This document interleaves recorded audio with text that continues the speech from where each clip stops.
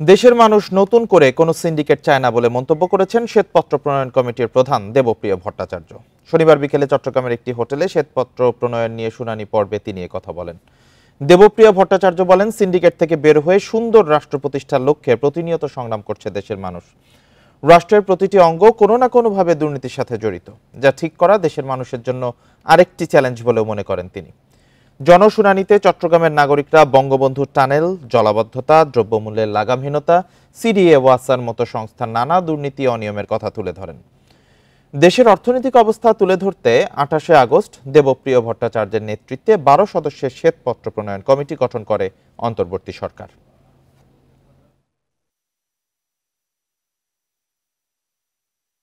এটা তো হতে পারে না যে শুধুমাত্র আমরা রাজনীতির বদল করলাম না, শুধু রাজার বদল করে ফেললাম, এটা তো হতে পারে না।